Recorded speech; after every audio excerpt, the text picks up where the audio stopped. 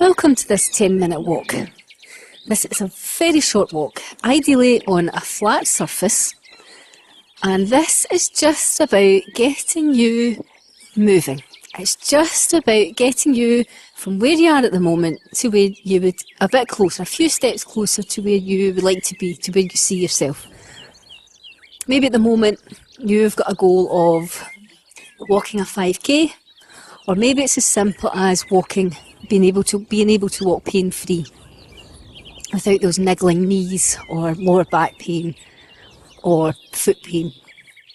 So all fantastic goals to have, and this is definitely a great place to start. So what I would like you to do is I would like to set an intention for the walk, and that's just about getting our body into the right position. It's about just focusing on a posture. So let's start from the crown of the head. We're going to take the crown of our head and we're going to pull it up towards the sky. That's going to create some distance between the hips and the ribs and some space through those ribs, and it's going to pull your spine up nice and tall. The next thing I'd like you to do is I'd like to set your shoulders in a nice position, a nice neutral position. So the best way to do that, I find, is to have the thumbs pointed forwards. If you have a wee glance down, your arms are swinging freely by your sides and your thumbs are pointing forwards, or if they're not, if you can have them, rotate them until they're pointing forwards, and that's going to set your shoulder into that neutral position. If you find that your palms are facing your thighs, so the palms turn back towards the thighs, that means that our shoulders in an internally rotated position, which isn't ideal. So if we rotate those thumbs so that they point forwards, then that's where we would like to keep them. If you can also think about rounding the shoulders back and down and opening up the chest as we do that. Well done. Now that might feel a bit unnatural to you, and if it does, that's okay.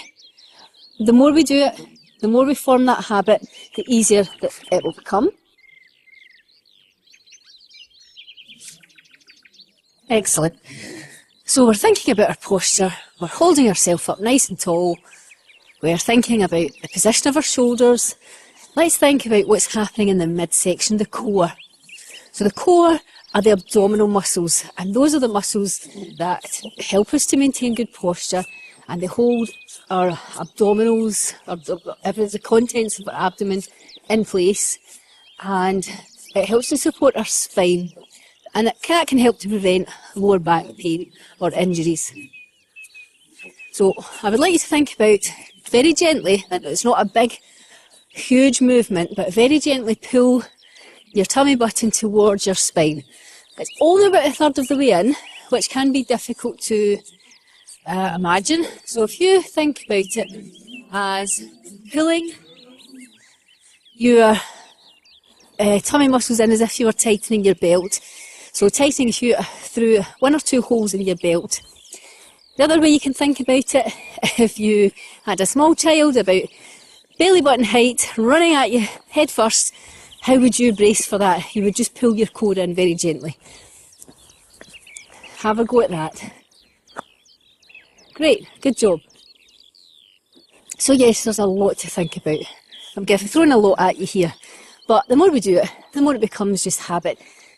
The more we practice it, the easier it becomes. Now let's have a think about our feet. Let's put our awareness into our feet. So a lot of people, especially if there's foot pain or ankle pain, knee pain, a lot of people don't have a full roll through of the foot. Now that's important for a few reasons. It can help to align the hips properly, and it can help to absorb forces better. And it can help to propel us forward, ultimately leading us to be able to walk faster and to engage the correct muscles. So how does that look? It looks like, as you take a step forward and you land with your foot on the floor, you're landing with your heel. So you're a gentle strike on the ground with your heel, and then you roll through the full length of the foot and push off of your toe. So that can be quite difficult to think about when you're thinking about the left foot and the right foot together. So what I sometimes like to instruct is just think about one foot at a time. So as you step out for your left, for example, I would like you thinking about the strike of the heel, the roll through the foot and the push off the toe.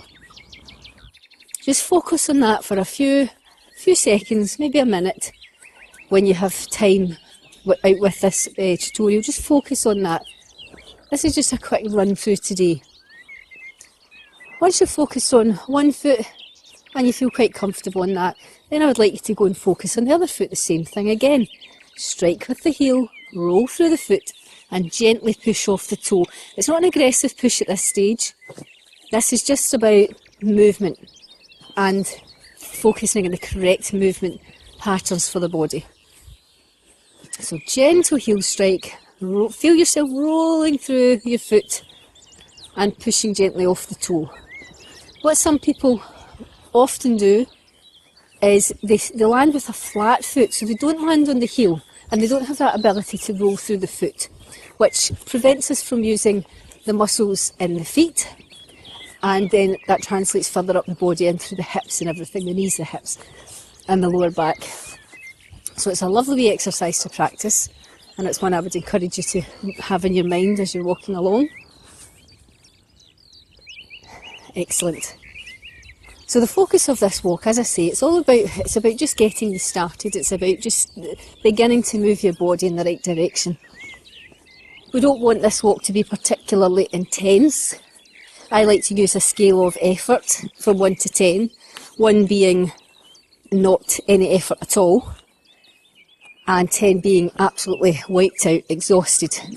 And for this walk, for this beginner's walk, very gentle introductory walk, I would like to have you maybe around about a 3 on that scale of effort. It's maybe, even where you are, it's maybe pushing you outside your comfort zone, and that's okay. We actually do want to get outside of our comfort zone somewhat, because that's ultimately what makes us change, or what helps us to change.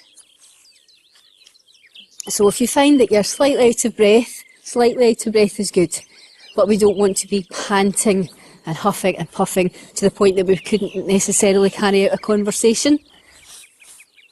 We want to be able to carry out a conversation, but it's maybe very slightly more laboured than you would be if you were just sat in a chair having that same conversation. So have that scale, that 3 on the scale in mind for this. If you're comfortable slightly higher on the scale, that's fine. It's all relative, all depends on where you're starting from.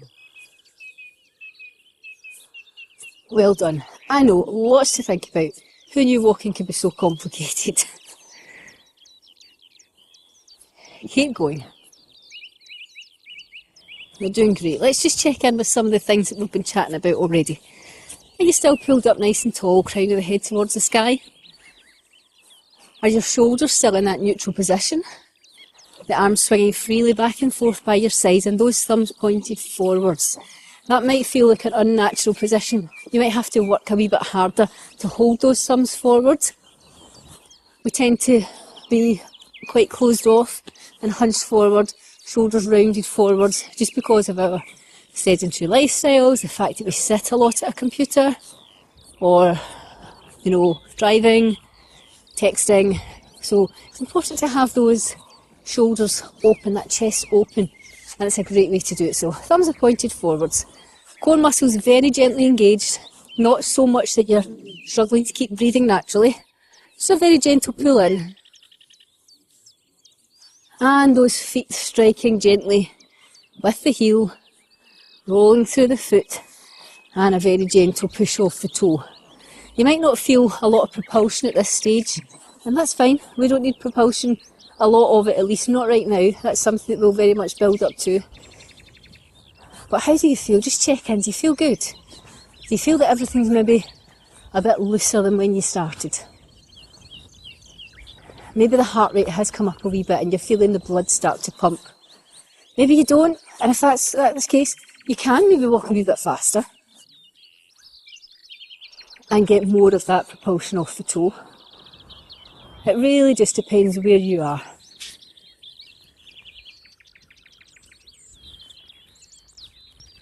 We're almost at our 10 minutes. Can you believe that already? So in this walk, we don't need to worry about the warm-up. You don't need to worry about a cool down because it's a very gentle, easy pace. Just enough to get you started.